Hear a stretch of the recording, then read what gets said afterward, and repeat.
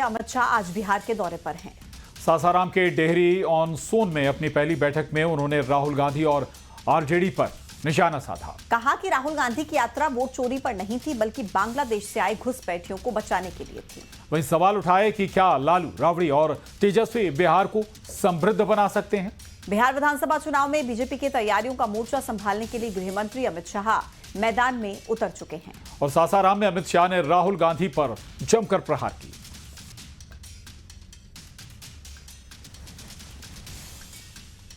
यात्रा का विषय बिहार में अच्छी शिक्षा लाना नहीं था।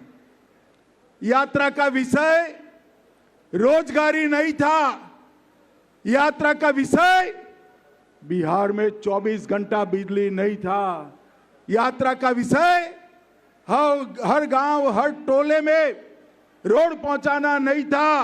यात्रा का विषय था जो बांग्लादेश से घुसपैठिए आए हैं उनको बचाने का विषय था। यहां इतने सारे लोग हैं, आप किसी का वोट कटा है क्या? अरे जोर से बोलो, कटा है क्या? तो किसका कटा है? जोर से बोलो, किसका कटा है?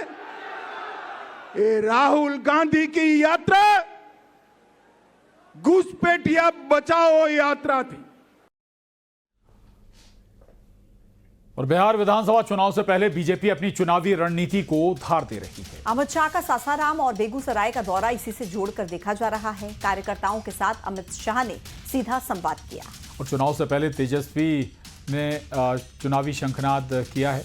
बीजेपी के लिए बिहार का मगध और शाहाबाद क्षेत्र क्यों अहम है और यहां पर अमित शाह की बैठक के क्या मायने हैं, उसे समझने की कोशिश करते हैं। देखिए, 2020 के विधानसभा चुनाव में मगध और शाहाबाद क्षेत्र, जिसमें एनडीए को करारी शिकस्त मिली थी। इस चुनाव में शाहाबाद की 22 विधानसभा सीट में एनडीए सिर्फ 2 सीटें ही जीत पाई थी, जबकि महागठबंधन 19 और बीएसपी 1 सीट पर जीती थी। 2024 के लोकसभा चुनाव में भी एनडीए उम्मीदवारों को यहां बुरी तरह हार का सामना करना पड़ा था। और 2024 के लोकसभा चुनाव में शाहाबाद की 4 सीटों पर एनडीए को हार मिली थी।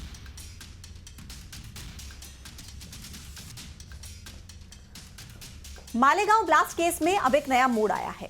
2008 के मालेगांव बम ब्लास्ट मामले में एनआईए स्पेशल कोर्ट के जजमेंट को चैलेंज किया गया है। दरअसल मालेगांव केस में एनआईए यानी कि राष्ट्रीय जांच एजेंसी की विशेष अदालत ने सभी 7 आरोपियों को बरी कर दिया था। जब अब इस फैसले के खिलाफ पीड़ितों ने बॉम्बे हाईकोर्ट का दरवाजा खटखटाया है। और इस पर बरी किए गए सभी 7 आरोपियों को बॉम्बे हाईकोर्ट ने आज नोटिस जारी किया, जिसमें पूर्व भाजपा की सांसद साध्वी प्रज्ञा सिंह ठाकुर और लेफ्टिनेंट कर्नल प्रसाद पुरोहित भी शामिल हैं। वहीं पीड़ित परिवारों की ओर से दायर अपील पर सुनवाई के दौरान बॉम्बे हाईकोर्ट ने सभी बरी आरोपियों को 6 हफ्तों के भीतर अपना जवाब पेश करने का निर्देश दिया है।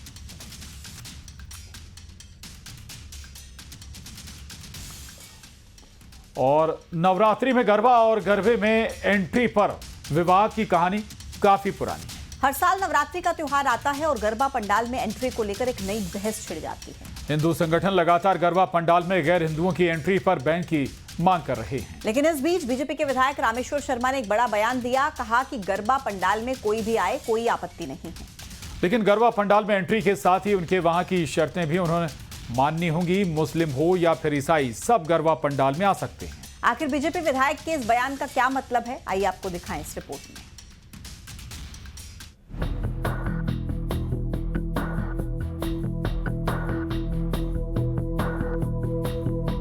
नवरात्रि में गरबा और गरबे पर विवाद की कहानी पुरानी है। गरबा पंडाल में गैर हिंदुओं की एंट्री पर हर बार की तरह इस बार फिर बैन की मांग उठी है। हाल ही में भोपाल सांसद आलोक शर्मा ने इसका समर्थन किया था। इस बीच बीजेपी विधायक रामेश्वर शर्मा बयान सामने आया है, जिसमें उन्होंने कहा कि गरबा में कोई भी आए, आपत्ति नहीं है, लेकिन इसकी कुछ शर्तें हैं। क्या हैं वो शर्तें, आइए आपको बताते हैं। लड़के अकेले नहीं, परिवार के साथ आएं। बहन, माँ, अब्बा को साथ लेकर आएं।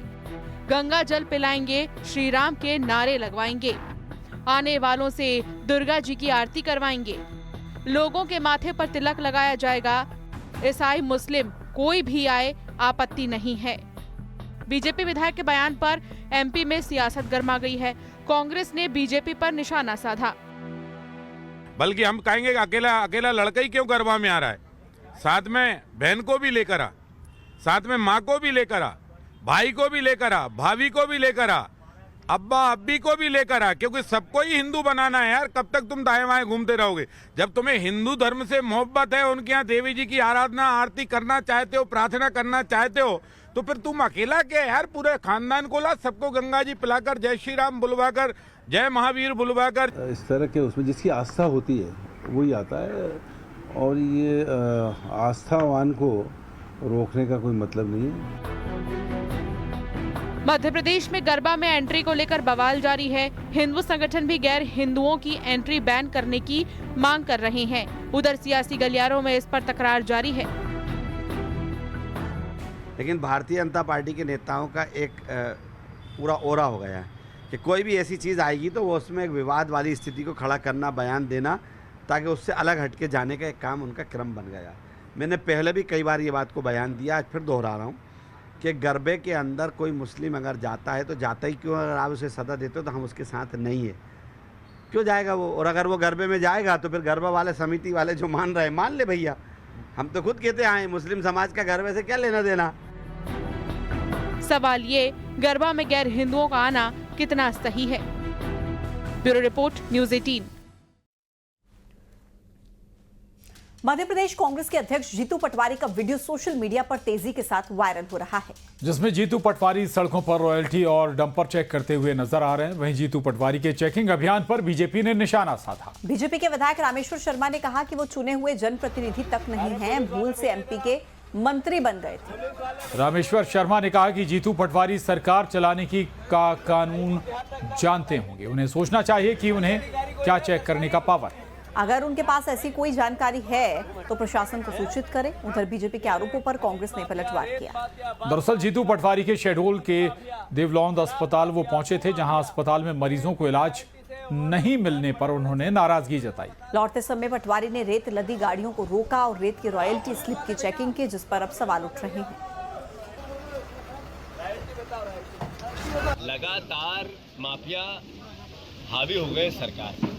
अभी मैंने एक बजरी का ट्रक रोक लिया, उसकी रॉयल्टी पूछी, रॉयल्टी की परिस्थिति पूछी, ऑनलाइन रॉयल्टी में कब का समय कब है और कब का जाने का है, सब परिस्थिति एकदम गौण, कोई जांच करने वाला नहीं। मतलब सरकार माफियाओं के सुपुर्द होगी कि उनके नियम और कानून के तहत उनको क्या क्या चेक करने के पावर हैं। फिर भी हमारा उनसे ये प्रार्थना है कि अगर कोई बात है तो आप लिख कर दीजिए, ज्ञापन दीजिए, कलेक्टर को बताइए, एसपी को बताइए, खनिज अधिकारियों को बताइए, या और जिससे विभाग से संबंधित है उनको लिख कर दीजिए, उनको बताइए। आप इस तरह के चेकिंग ना करें तो ज़्यादा बेहतर। फिर रेत निकालेंगे मशीनों से, उसको ओवरलोडिंग करके रॉयल्टी नहीं देंगे। रॉयल्टी तो चेक कर सकता है कोई भी सामान्य नागरिक को, हक है संविधान के तहत।